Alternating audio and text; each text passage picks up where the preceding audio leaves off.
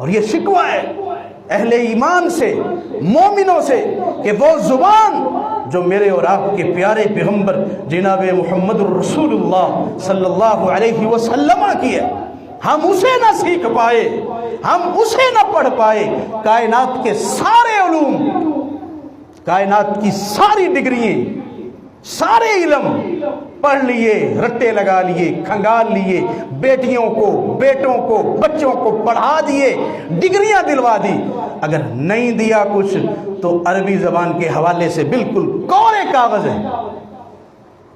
زبان کس کی ہے؟